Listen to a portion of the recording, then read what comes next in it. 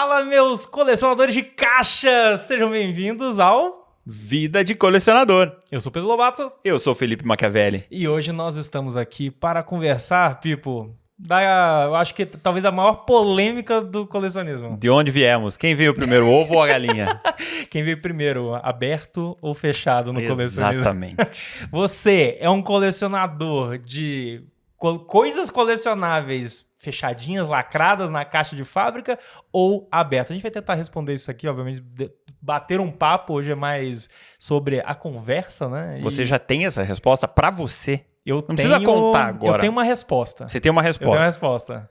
Você tem essa resposta? Eu tenho pra mim, né? Então eu já vou te perguntar. Você é um colecionador... na lata. Você é um colecionador de itens fechados ou você gosta de abrir seus colecionáveis? Para desespero de 98% dos colecionadores, eu sou do item aberto. Olha aí. Eu sei que é praticamente uma heresia falar sobre isso aqui para um colecionador, mas eu gosto do item aberto. Ah, mas será que é uma heresia tão grande assim? Porque assim, vou ser até honesto e queimar também a minha opinião. A minha resposta é depende. Ah, mas então eu posso voltar e falar depende. É o maior em cima do muro do mundo aqui. Não. Porque, cara, pra mim depende muito das coisas. E assim, eu acho que esse é um assunto interessante porque a gente vê vários comportamentos diferentes na comunidade, né, de colecionismo. E a depender do item, porque se a gente estiver falando de boneco, existem comportamentos. Se a gente estiver falando de carta, existem outros comportamentos. Se estiver falando de camisa, enfim. Sim. Tudo muda. Mas o fato é, eu, numa forma geral, sempre fui o cara do itens abertos. Itens abertos. Eu sempre fui o cara de vou lá, compro o bonequinho, eu gosto de abrir o boneco. Mexer no boneco. Sim, eu gosto de vê-lo. Isso. Tocar no teu item, né? Exatamente. Independente do que seja, você falar assim, é meu, eu quero dobrar essa perninha, eu quero ver essa carta, porque também tem isso, né? Tem isso também. Eu quero abrir o meu videogame, o meu console. Tem gente que coleciona controle. Exatamente. E controle joystick, na caixa ainda. Isso, na caixa. Tá certo que controle na caixa tem a ver com, tipo, o cara querer valorizar pro futuro. Inclusive, esse é um dos pontos, né? Certo. Mas assim, até antes de falar de valorização, um ponto principal que eu acho nessa discussão, que eu acho que é relevante a gente levantar, pra mim é a questão da preservação. Porque é óbvio que você ter um item fechado, em tese, garante uma preservação mais fácil do item. Porque não tá, sei lá, pegando sol. O item não tá pegando sol. Tá exposto, né? Não tá exposto. O oxigênio destrói tudo. Nos dá vida e nos tira. E nos destrói também. Exatamente. Então, assim, eu acho que tem esse fator da preservação. Acredito que a maioria das pessoas que colecionam itens fechados estão colecionando por conta disso? Não. Não acredito nisso. Não acredita? Não acredito nisso. Ai. Eu não acredito nisso. Por quê? Porque daí entra o segundo ponto. Eu acredito o colecionador de caixa fechada, de coisa lacrada, geralmente está atrelado ao fator valorização. O valor monetário, financeiro. Investimento, entre muitas aspas, tá, gente? Pois é. E daí isso é um colecionismo? Eu não acho que não deixa de ser. Porque até aí, colecionar, você pode colecionar qualquer coisa, né? Tipo, coleciono moeda, coleciono... Mas você não quer aquele valor. Mas você não quer que perca o valor. Se um dia você quiser se desfazer dessa coleção, você tem algo a resgatar, uma poupancinha. Exatamente. Eu sinto que tem muita gente que vai por esse viés, assim. Tanto que, por exemplo, uma coisa que eu geralmente pesquiso muito e gosto são cartas de Pokémon. E carta de Pokémon, vintage, as coisas antigas, de base 7, dos anos 90... Cara, tem um valor legal, assim. As cartas são caras. Só que, por exemplo, uma caixa de base 7 fechada, da primeira coleção de Pokémon lá dos anos 90, é uma parada absurdamente cara. E não necessariamente nela vão constar cartas que pagam o valor da caixa fechada. Mas aí é o ponto. Eu, Felipe, voltando lá, né? Dinheiro pra comprar cabeça, dinheiro pra comprar jersey. Eu chego com uma box pra você. Sim. Do Pokémon. Você abre ou deixa fechado? Eu abro. Tá certíssimo. Eu abro, Você está corretíssimo? Com certeza. Independente do que vem ali dentro. Com certeza. Porque isso pra mim, o item raro, ele para mim, ele dobra a experiência do colecionismo. Ok. Porque além de você ter aquilo pra você poder consumir aquele item, pra mim é maravilhoso. Aproveitar o item. Aproveitar o item. Seja no Pokémon, seja no Magic, seja no Star Wars. Você ter aquele item na mão e poder manusear e poder tirar e olhar. É uma carta, então deixa eu abrir esse booster pra ver. Não veio, não tem problema nenhum. Sim. Você vai pegar na mão e falar assim, putz, mas é a primeira do Pokémon. Sim. Eu tenho, eu vou deixar guardadinho, bonitinho. Você vai colecionar isso, aberto ou fechado. Só que o aberto, pra mim, você tem experiência na tua mão, senão vira uma peça de decoração. E uma peça de decoração... Não sei, pra mim... Nada contra a peça de decoração também. Nada contra. Porque, por exemplo, voltando pro assunto boneco, tá?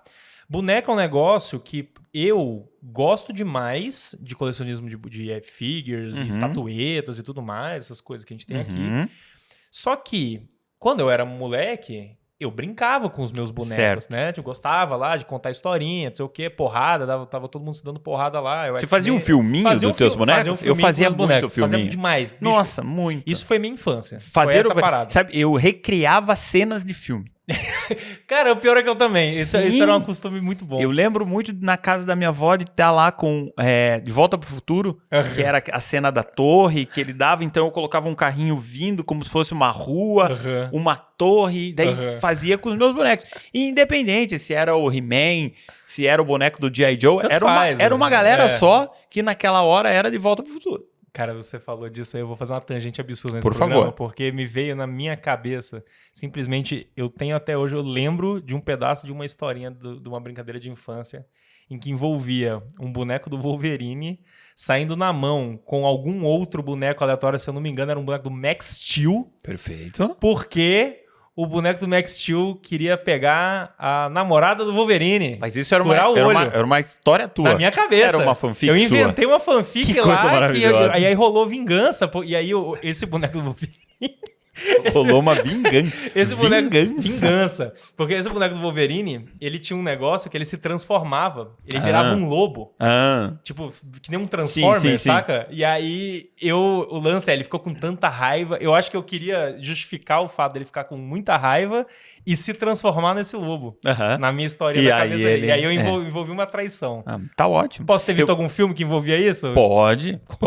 Eu vou te falar que os meus figurantes, em todas as minhas historinhas, eram os Smurfs. Eu tinha uma coleçãozinha dos Smurfs. Então, como o Smurf era tudo meio igual, eu espalhava eles com figurantes mesmo, sabe? O pessoal que tava na rua, o pessoal que tava aqui no morro, eram os Smurfs. Inclusive, isso aqui é justamente o meu ponto em relação a... Antigamente, você abre porque você tá brincando com a parada. Sim. Hoje em dia, já não tenho mais o costume de brincar com os bonecos. Então, hoje a minha escolha de boneco, sobre manter ele aberto ou fechado, ele tá mais relacionado a... Como que eu vou expor isso? Display na minha casa, na minha estante, porque eu gosto disso. Eu gosto disso aqui, de cenário, que tá, olha, os bonecos bonitinhos ali do He-Man, sabe? E aí, como é que eu penso? Por exemplo, vou usar o exemplo do He-Man aqui. Certo. Eu adoro essa coleção retrô aqui do He-Man, né? Do Masters of the Universe. Mas eu não acho que esse é um boneco legal de posar fora da caixa. Entendi. Porque ele é meio troncho, a perninha meio abertona. Tipo, Entendi. ele fica... Eu não sinto que ele fica legal ornado sendo mostrado. Mas ele tem um valor sentimental absurdo. Exatamente. E aí entra um rolê de tipo, pô, eu gosto dessa caixa com um aspecto de retrô. Sim. Isso me pega muito. Entendi. Eu gosto de ver esse boneco nessa caixa. Então, nesse caso, eu inclusive tenho na minha casa... um He-Man, um esqueleto e um gato guerreiro que ainda estão na caixa porque eu gosto dessa caixa deles. Eu acho bonitinho. Essa caixa é bonita, ela tem o símbolo do 40 anos ali. Tem o símbolo do 40 anos. Não, ela é bonita, de fato. Então, nessa hora, eu faço essa consideração. Tipo, vale a pena? Como que eu vou expor isso? Como que eu quero? Vai ficar legal? Eu tenho agora, por exemplo, estatuetinhas. Eu adoro estatueta. Estatueta não faz o menor sentido pra mim estar dentro de uma caixa. Sim. Não faz sentido. E daí ela já entra na peça decorativa que a gente falou, né? Decorativa, exatamente. Ela já vira um mobiliário decorativo pra você. Porque é sobre você olhar a peça, o curtir a peça daí é diferente. Porque o curtir eu gosto de ir na minha sala, olhar pra minha estante e ver aquele boneco maneiro lá que, pô, me lembra a minha infância, me lembra o desenho que eu gosto, me lembra o esporte. Te traz bons sentimentos. Sim, né? total. Independente de qual sentimento seja ele. 2 pontos. O primeiro existe uma grande diferença entre você manter fechado card games e você manter fechado bonecos, que eu acho que são os 2 carros-chefes do colecionismo. E eu vou colocar bonecos em coleção de carrinho, né? Esses coleção brinquedo. Perfeito. O card game, você não sabe o que tem ali dentro. Exatamente. Né? Você pode ter uma box aí de Magic beta, você pode abrir, lógico pode que beta tudo, foi pode um exemplo nada, meio... foi exagerado. Beta, mas, assim... vai ter coisa, né? Mas enfim, você vai ter ali uma coleção de Magic que pode abrir e não valer o preço daquilo fechado. Ela vale mais fechado do que aberto, né? Mas o boneco, você tá vendo o boneco. Então, o boneco também, né? Ele só desvaloriza com certeza se for uma questão de negócio você ter o boneco, ele sempre vai desvalorizar. A caixa, ela pode valer mais fechada, exatamente. Mas você pode abrir geral vale mais, boneco, e tirar uma coisa assim, exatamente. Você pode abrir e tirar, caramba, eu tirei uma carta, se eu quiser vender, pagou aquela caixa que eu tinha e sobrou dinheiro para mim, né? Então fica esse lance de vale a pena? Não vale a pena. E outra coisa que todo mundo adora manter em caixa, e eu vou falar assim que eu não suporto, e me desculpem, mas são os Funkos. A galera ama a caixa do Funko. Temos um aqui, inclusive. Temos 2 agora. Temos o Michael ali em cima verdade. E temos ele ali embaixo.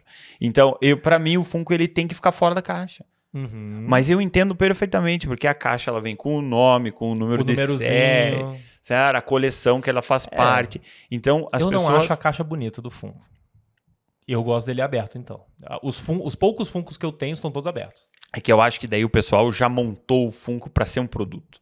Porque as caixas, elas são certinhas para você empilhar, colocar uma na outra, ela já faz um desenho. Quantas caixas de Funko cabem num lixo desse, Exatamente. Né? Ali já foi um design de produto, assim, a gente vai fazer um Funko desse tamanho, não é por acaso que o Funko é daquele tamanho. Eu concordo com você. Nesse ponto, eu acho que Funko foge até disso, porque ele é baseado nessa premissa, ele é praticamente diferente de um brinquedo, um He-Man, em que é esperado que uma criança abra para brincar isso. Um Funko não. Um Funko, ele na realidade é esperado que ele seja um item colecionável, que agregue valor, que você faça lá essa montanha de caixa que nem você falou. Matou. Eu acho que é isso. Ele foi desenhado para ser um item colecionável já. Ele não é um boneco que você tem essas referências. E ninguém vai falar para você, eu brincava de Funko quando eu era pequeno. Né? Não, eu colecionava Funko quando eu era pequeno. Não. Inclusive eu vi nas redes sociais aí já o pessoal que monta o seu Funko, né? Sim, perfeito. Escolho o meu olho, escolho a cor do cabelo, e daí sai daí o cara deixa lá paradinho, um Funko ele. Um Funko ele. Funko número 1, só pode ter um. 01 de 01. 01 de 01, mas não vai valer nada, a não ser que você seja alguém. Pra tua mãe deve valer um monte. A tua mãe vai falar assim, meu Deus. Sim, exatamente. Esse é o Funko mais bonito do mundo. Mas esse negócio de aberto fechado, pra mim, tem uns pontos engraçados e interessantes, porque... itens que nem eu acabei de falar sobre o boneco que se espera que você abre para você usufruir do boneco, né? Então, que nem você mencionou sobre o fato de bonecos fechados vão valorizar muito, porque são antigos e tudo mais. Isso. Jogos de videogame. Que em tese você compra o jogo para jogar o jogo. Sim. Então, hoje, quando você vê jogos lacrados antigos, é tipo o ápice da raridade. Sim. Inclusive, até uma curiosidade, é um jogo que eu achei relacionado à época do Nintendo 64, que inclusive temos um Nintendo 64 ali com Star Wars, temos jogos abertos. Temos vários jogos abertos ali, inclusive. O Super Mario 64, o clássico do Nintendo 64. Existiu uma cópia do Mario 64 que foi vendida em 2021 pelo valor de 1,56 milhões de dólares. Lacrado na caixa. A fita, como diriam os antigos, né? Naquela caixa grandinha do que ela Nintendo 64. Vinha retangular. Quanto? 1,56 milhões de dólares. E a gente tá falando assim, essa, aparentemente, segundo as minhas pesquisas, é o jogo mais caro já vendido por aí. Que loucura. Simplesmente porque é uma caixa que, no geral, e a galera que coleciona Nintendo 64, que tá acostumado com o universo de videogame e do Nintendo 64 especificamente, sabe que naquela época a galera jogava essas caixas tudo fora. Totalmente. Eu joguei todas as caixas fora. Você era uma criança, você queria jogar o jogo. Você não tinha esse pensamento. Sem falar que é o seguinte, guardar na caixa não era tipo, é natural, não era diferente das fitas do Mega Drive? Sim. Que você guardava, tipo, Sim. tinha a estrutura certinha, o encaixe da fita. Eu guardava minhas fitas do Mega Drive no berço. Do Nintendo 64 não tinha isso bonitinho. Poxa, que baita informação essa. E me lembrou de algo que agora eu vou confessar. Você viu? Eu comecei falando que eu era a favor e vou me denunciar. Vou me denunciar agora aqui. Eu já pensei em comprar um console da Nintendo, aquele o Nintendo Zelda, o OLED. Ah, tá, saiu... o Switch. Isso Switch mesmo. Zelda, ok. O Switch Zelda. Lindo. Eu já pensei em comprar. Eu quase comprei. Mas esse daí eu tenho que confessar pra vocês que eu pensei em comprar pra guardar. Ficar lacrado. Pra ficar lacrado. Entendi. Pra ficar lacrado, pra ter ele ali. Falar assim, eu tenho um Pois lacrado. Eu tive mais ou menos esse rumo aí, mas o meu resultado foi diferente, porque eu gosto muito de Pokémon e sou um grande colecionador de Pokémon e dos jogos de Pokémon. Eu tinha um Switch normal. Quando lançou o Switch OLED do Pokémon Scarlet Violet, eu vendi o meu Switch, comprei o Switch do Scarlet Violet, mas eu uso ele. Uso, perfeito. Eu acho que assim... Porque ele é lindo. Eu adoro vê-lo, entendeu? E jogar com ele. Interiormente falando, eu acho que o meu subconsciente falou, não, você não é essa pessoa que vai... Nessa hora você quase virou um investidor. Um investidor que porque... Nada sabe, contra, mas... Nada, você tá lá né, no YouTube, antigamente você zapeava na TV, né? Sim. Você pegava o controle remoto e hoje você desapeia no YouTube. Sim, né? Você vai rolando o vídeo, e daí eu vi o cara falando, olha aqui o console fechado, Zelda, daqui a tanto tempo, não sei o que. Eu falei, caramba, eu preciso ter um desse. Mas acabou que não foi. E outra coisa... Eu comprei o controle dessa coleção, inclusive. É isso que eu ia falar. E outra coisa que eu vi que as pessoas colecionam muito, e eu só não entrei nesse mundo, porque ele é um mundo complicadíssimo, é de joystick. Os controles de série, controles seriados, né? Sim. Controle do God of War que tem, do Spider-Man, eles são maravilhosos e eles valem uma grana, mas o controle eu usaria com toda a certeza do mundo. E o controle pra mim... E é bonito até, mesmo que você tenha 20, 30 controles, ele é bonito de ser exposto.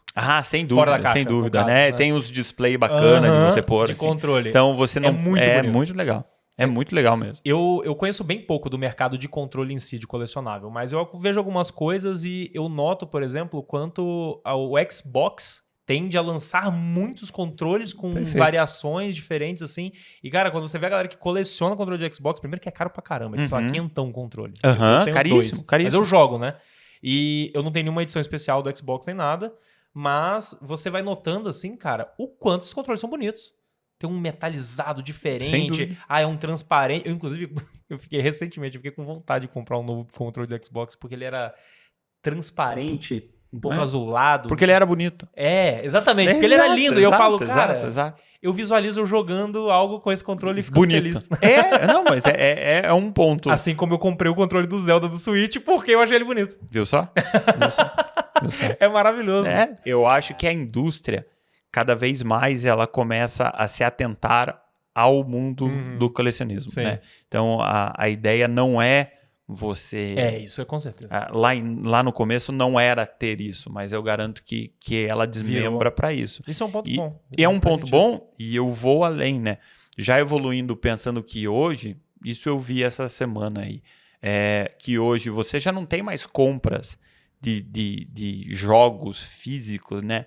Isso está cada vez mais difícil. A pessoa hoje ela compra online. Tá diminuindo, Eu vi que a indústria ela está se atentando para platinar o jogo.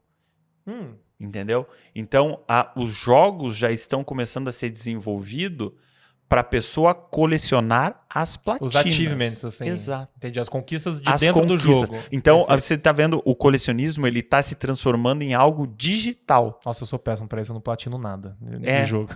Mas hoje, daqui a 20 anos, a gente pode estar aqui conversando e você falar assim, eu tenho... Que coleção você tem? Pô, do jogo X eu tenho tantos achievements, do jogo Y eu tenho tantas platinas, do jogo W eu tenho tantas conquistas. Você está tirando do físico, porque o físico está ficando antigo, está ficando velho, está ficando mais escasso de achar. Está ficando caro, e você está trazendo ele para o mundo digital. Perfeito. Onde você está... a tua coleção tá na tua nuvem, né? Uhum. Você vai expor, eu vou entrar no teu perfil lá, eu vou falar assim, o que o Lobato tem? O Lobato já tem isso do jogo esse. Então você tá trazendo o colecionismo também pro mundo digital, que loucura. Colecionismo de jogo é um negócio até... Vale a pena uma conversa específica só sobre isso, porque ainda tem outros elementos. É o lance da emulação, Sim. da você preservar o jogo, tipo, você não jogar ele de fato lá, aquela fita do Mega Drive, para evitar o desgaste da fita e você continuar tendo ela funcionando em perfeito estado, e você conseguir outras formas de aproveitar o jogo, porém preservando o item na sua coleção. Ih, que conflito, hein? Tem várias coisas que aí. conflito. Tem várias coisas aí. Se você for um purista, tá? Eu te dou lá o Super Mario 64 Perfeito. na mão. E você tem um emulado, você tem ele pra jogar ali digital. Você tá jogando o mesmo jogo? Tá, mas você não tá emulando a mesma experiência. Isso Você com tá certeza. jogando o mesmo jogo? Jogando sim. O jogo pelo jogo, eu acho que sim. O jogo pelo jogo. O jogo pelo jogo, sim. Mas agora a experiência de você pegar a fita, dar aquela soprada pra funcionar, isso Caraca, aí. eu acho que isso não se replica. Esse é o ponto. Eu acho que é um negócio meio filosófico demais, assim, sabe? É porque sabe qual que é o ponto? Você tem uma fita do Super Mario 64. Sim. Você gosta de jogar o seu Nintendo 64 com a sua fita do Mario 64. Sim. Vai chegar um dia que essa fita vai parar de funcionar. Perfeito. E o que vai acontecer? Eu vou ter que ir pro digital. Vai ficar difícil de ir atrás de um outro Mario 64. Total. Vai ser ou muito caro, enfim. Uma coisa que é legal, e até você estava mencionando muito sobre essa questão da valorização e do mercado que vai para esse negócio. Esse incentivo ao colecionismo e ao negócio da parte monetária, a parte do investimento, da valorização. E é um incentivo velado, né? Velado. Não é um incentivo exposto, explícito, não é explícito, né? não É um incentivo... É safadeza. Mas o ponto pra mim eu sinto que eu não serviria pra isso, pra ficar focado nisso, tá ligado? Tanto que eu tenho uma caixa especial do Pokémon lá, que saiu uma vez, do Charizard, não sei o quê. O que eu fiz? Comprei duas. Uma pra abrir. Uma pra abrir, uma pra ter. E uma pra deixar fechado, que eu falei, vai que valoriza. Vai que baita estratégia, hein? Mas passou 2 meses, todo mundo começou a falar, não, esse flopado. Floparam. Aí eu, deu azar. Soquei na minha... Deu azar. Eu sinto, cara, eu acho que eu não sirvo pra isso. Eu acho que, poxa, compro o produto errado.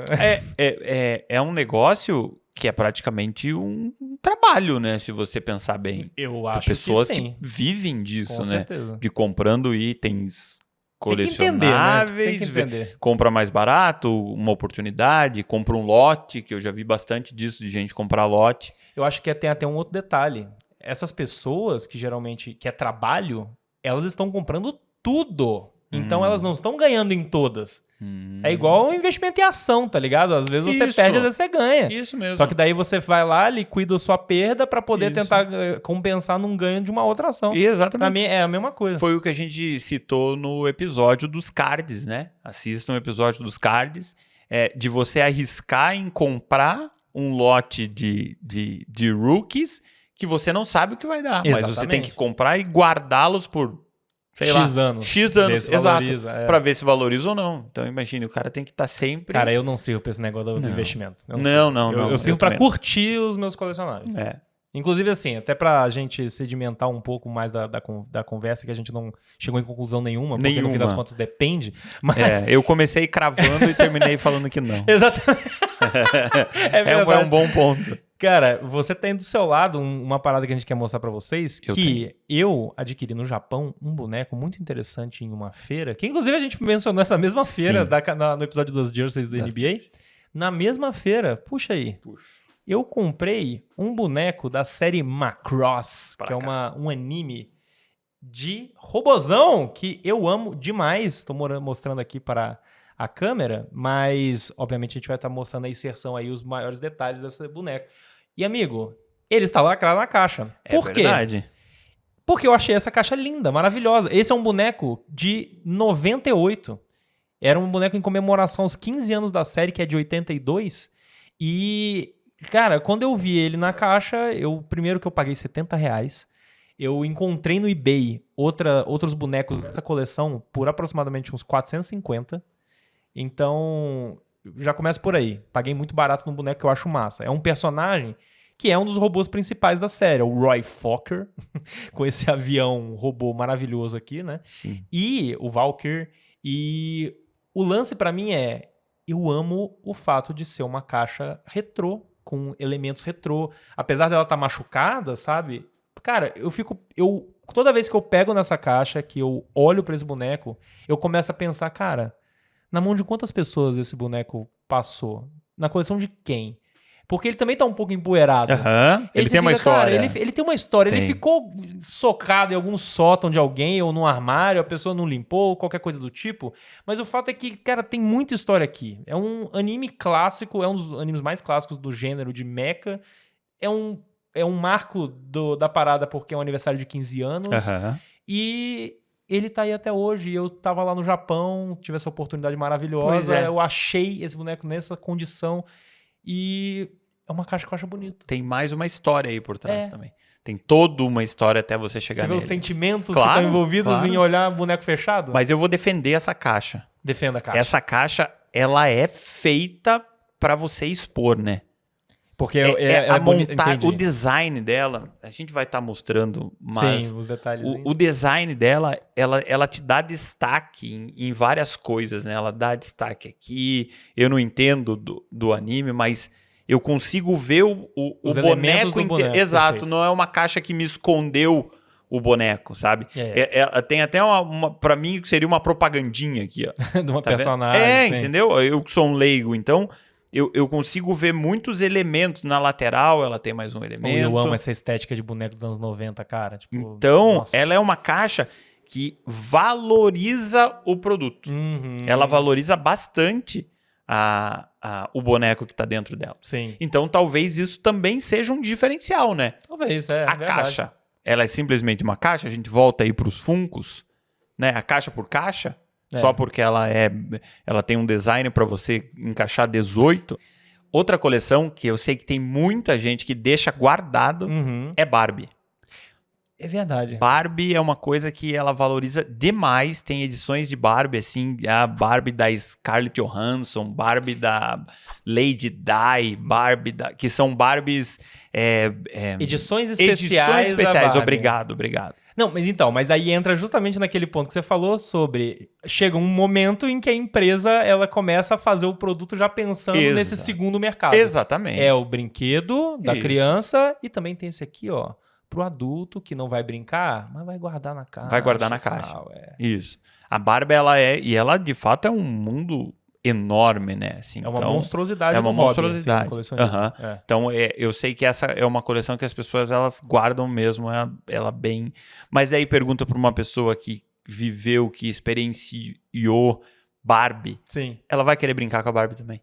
Pois é, aí entra também... Cara, pra mim tudo isso dá volta. É um ciclo sem fim, né? A Barbie é um boneco que, no geral, é ruim de ficar em pé também. Ela precisa de uma base. De um apoio. Tem que arranjar uma basezinha pra segurar ela, porque ela tem uma perninha fininha, né? O peso não fica legal. E daí, quando você faz a Barbie articulada, ela perde um pouco o charme da Barbie, né? Peraí, tem Barbie articulada? Tem Barbie articulada. Caraca, eu tô muito por fora. Eu achei que a Barbie ainda era, tipo, a pernona, tipo... ela ainda mas ela também tem modelo articulado. Posso estar falando uma enorme besteira, cara, eu não sabia disso. Mas tudo bem, eu acho que tem já. E ela perde o charme, né? Ela perde o charme. Daqui a pouco você faz vamos falar... Só falei mal do Funko, coitado. Vou falar bem do Funko. Não, fala mal do Funko. Daqui a pouco você faz o Funko articulado. Daí perde a graça, né? Coitado. Nem dá pra enfiar uma articulação nesse negócio. Você não gosta do Funko, né? Eu não sou fãzão de Funko, mas eu tenho alguns Funkos. Eu tenho, por exemplo, os Funkos do Cavaleiro do Zodíaco. Olha aí. Então, mas é uma coleção direcionada. Direcionadíssima. Legal. E tira eles da caixa, né? Óbvio. Não, a caixa deles, inclusive, foi de vala. Ótimo. Vai de arrasta. Eu tirei e pronto, foi pro lixo. O Funko tá lá e a caixa tá aqui. Isso aí. Inclusive, para finalizar com polêmica, um negócio que eu discordo veementemente, se você faz isso, pelo amor de Deus, você tem alguns problemas. São caixas de estatuetas, tipo um Iron Studios da vida, por exemplo, status de herói e tudo mais, que a pessoa... Não só basta guardar na caixa da estátua, ela guarda na caixa de papelão que vem da fábrica. Porque na caixa de papelão da fábrica tá lá dizendo qual que é o boneco, papapá, qualquer... Aí... Meu amigo, não... Daqui a pouco, sabe o que você tá fazendo? Você tá guardando o cara que fez o boneco. Pô, um design. Vem aqui, eu quero guardar. Eu tenho mais valor nisso, eu vejo mais valor nisso do que na caixa de papelão, dá, que é feia, é uma caixa de papelão, não tem nada. Eu no Japão, eu fico pensando um senhorzinho japonês lá montando. Vou guardar esse senhor lá pra mim também. Compra logo um armazém, entendeu? Exato, pra ficar entulhando caixa. Pô, horrível, faz horrível. Sentido algum. Pra mim, o elemento exposição é muito importante nessa brincadeira. Total. Acho que a gente chegou num denominador comum.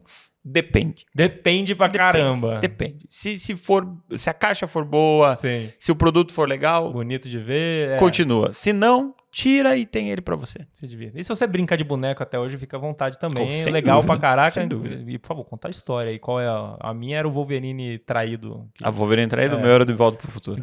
Com os Smurfs olhando. Eu acho que o drama do romance é sempre mais... Sempre mais íntimo. É mais íntimo.